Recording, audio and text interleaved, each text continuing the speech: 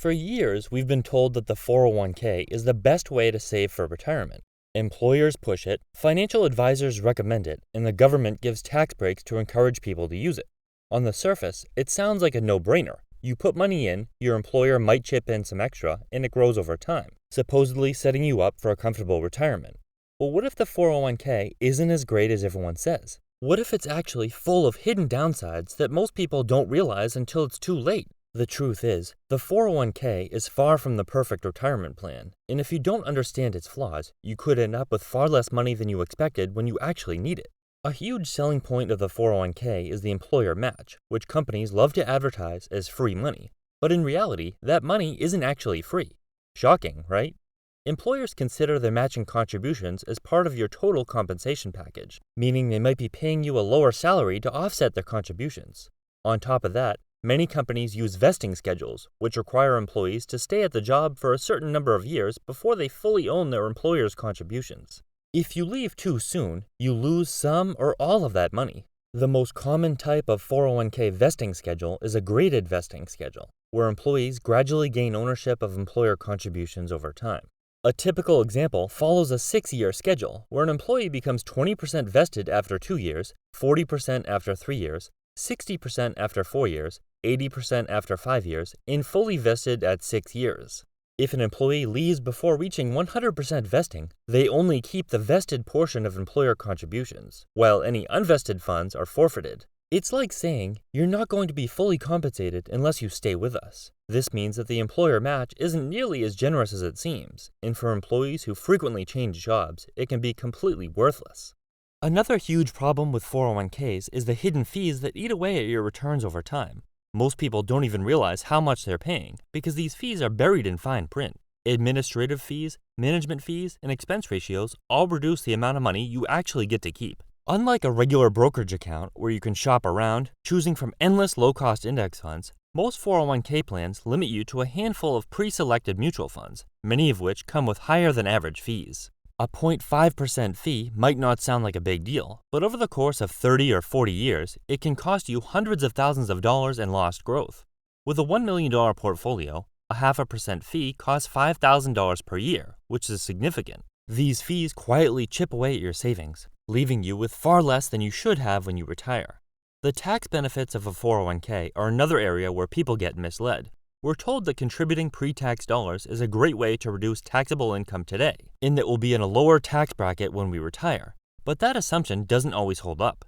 If tax rates go up in the future, which has been the trend, you could end up paying far more in taxes on your withdrawals than you would have if you had just invested in a Roth IRA or a brokerage account instead. Additionally, 401k withdrawals are taxed as ordinary income, not as capital gains. This means that instead of paying the lower long-term capital gains tax rates that are usually around 15% but could be as low as 0% for a married couple earning less than $94,000, retirees could be paying anywhere from 10% to as much as 37% in taxes. So while it might seem that you're getting a great deal now, you could end up handing over a huge chunk of money to the IRS when you actually need it.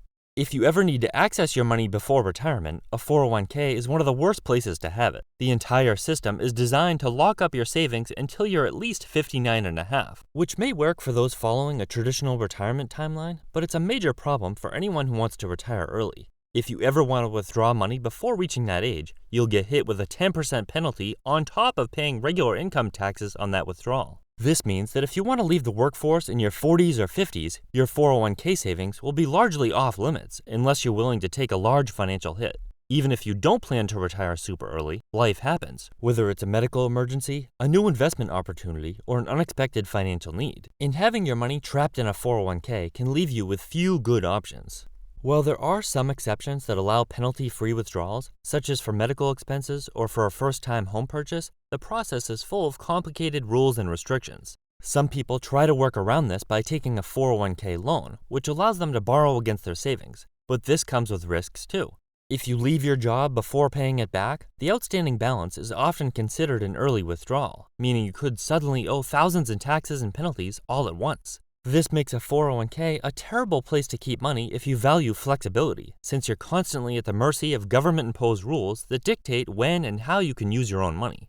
For those who want to retire early, this list of rules makes 401ks nearly useless. The entire point of financial independence is to have control over your money and your time, yet 401ks force you to play by someone else's rules. Unlike a brokerage account or a Roth IRA, which allow for penalty-free access to contributions and long-term capital gains tax advantages, a 401k limits your options and makes it difficult to access your wealth when you need it most. Another major drawback of 401ks is their relatively low contribution limits, which can be a serious barrier for anyone looking to build significant wealth. The maximum annual contribution for 2025 is $23,500 for those under 50. While this might seem like a generous amount at first glance, it pales in comparison to other investment options. A taxable brokerage account, for example, has no contribution limits, allowing investors to put away as much as they want without being restricted by government-imposed caps. Self-employed people also have access to options like a solo 401k and SEP IRAs, which allow for much higher contributions. The reality is that for anyone aiming to accumulate substantial wealth and achieve financial independence, a 401k alone simply won't cut it. The contribution limits make it difficult to maximize tax-advantaged savings, forcing investors to look elsewhere if they truly want to grow their wealth without restrictions. To make matters worse, even when you finally reach retirement age, the government still doesn't let you control your money completely. Once you turn 73, you're required to start withdrawing a certain percentage of your 401k every year, whether you need the money or not. These are called required minimum distributions, or RMDs, and they can create major tax headaches for retirees. Let's assume a hypothetical investor has one 401k or IRA with an account balance of $100,000 as of December 31st of the prior year. To calculate the RMD the year they turn 73, they would use a life expectancy factor of 26.5. So the RMD would be $100,000 divided by 26.5, or roughly $3,800. If you don't take out enough money, you could face a huge penalty on the amount you were supposed to withdraw.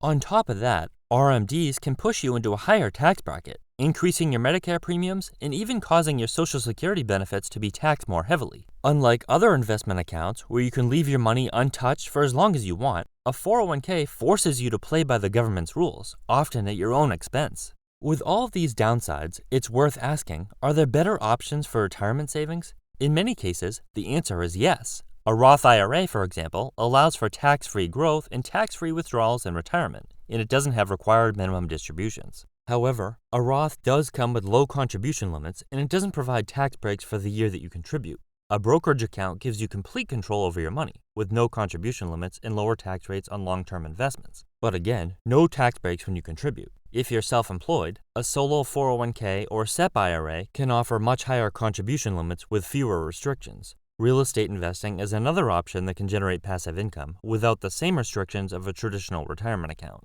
Even with all of its flaws, the 401k isn't completely worthless, especially for those who might not save for retirement otherwise. For many workers, it's the most straightforward and convenient way to start investing since contributions are taken directly from their paycheck before they even have a chance to see the money.